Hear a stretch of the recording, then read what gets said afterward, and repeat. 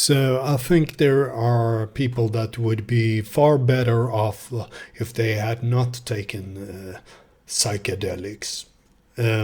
But we can never see an alternative reality where that did not happen. And to judge whether a person is better or not, we must also have values and principles and so on. And then we might think about where does those values and principles come from. Yeah, from one thing to another, that's just a thought that I throw out there. And also, uh, for many years ago, I listened a lot to Terence McKenna and so on. And I thought he was very enticing, and I liked the way he spoke and how he talked about stuff, and it landed very well for me even before I even had touched psychedelics and so on. Like, create your own culture, create your own road show, or something like that was how he sounds like. But and of course he had a certain amount of knowledge. He was a scholar and a professor in his topic, and while I have grown out of this kind of stuff at this point, and also when I started doing it, I was into training and fitness already, and I was building myself and so on, and very, very seldom did I ever touch it in a recreational way. When taking it, it was ritualistic, maybe something we will talk about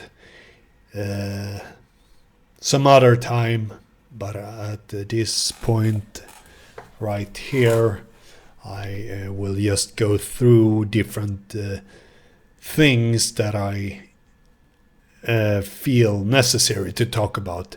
Also, many people go to South America or other places around the world where they can take ayahuasca and so on.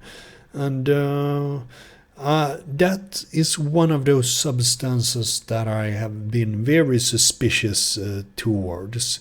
And also, not to sound like whatever, but what about cultural appropriation, so to speak?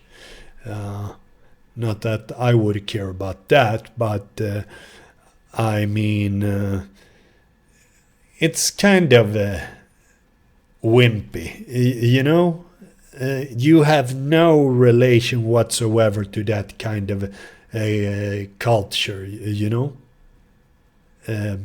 unless you're actually of that race and of that spirit, so to speak. And you don't know the shaman's intentions and so on, and you don't know what you come in contact with, and so on and so forth.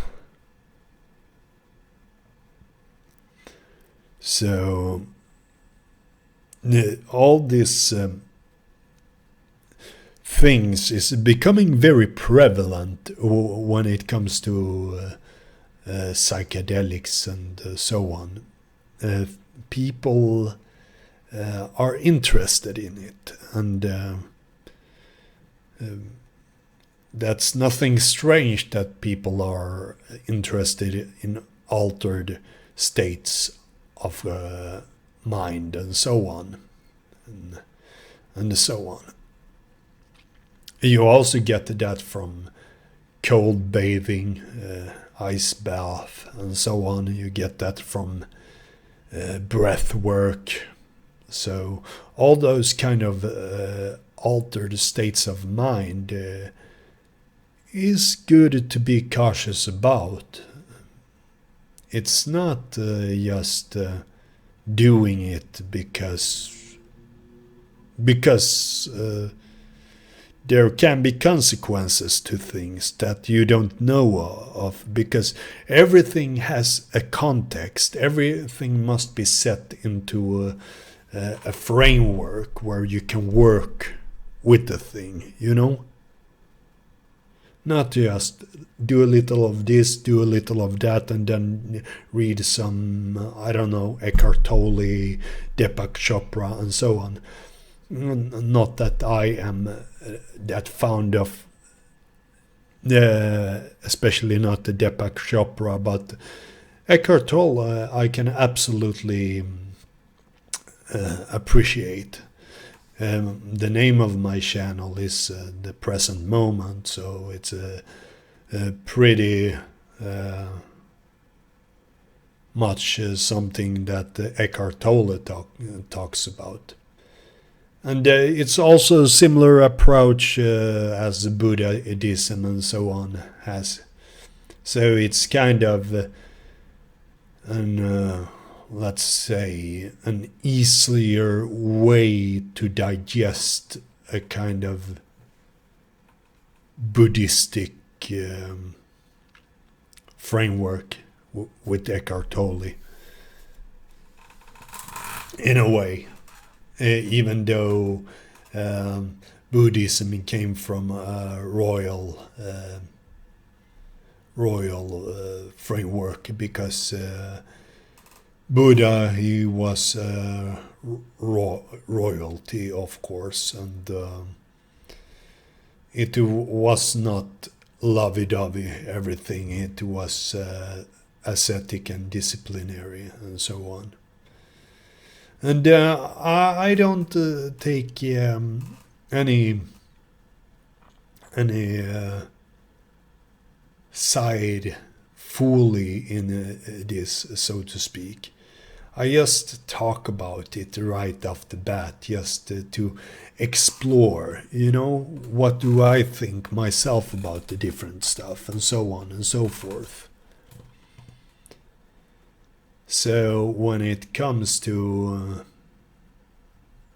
the psychedelics and so on, I am kind of hesitating to just talk about all the less interesting stuff. You know, the experiences itself is not necessarily that interesting, because it's interesting for the person himself, but to share them have never been like a super interesting thing for me. It has been a very private thing. That's why I hesitate to just share experiences. And in the past I would say, oh yeah, if you want to know, you try it. But no, maybe not. Because that's not something I recommend. But I don't recommend it against it either, you know. But I wouldn't say that anyone should try it, because what if they are already on a good path, and that throws you off the edge instead? That's actually something to think about. What do you think about it yourself when you're listening to what I'm saying? And because I seldom throw out like a question, because I just expect you to sooner or later write down a comment about what you think about the things I'm saying. So,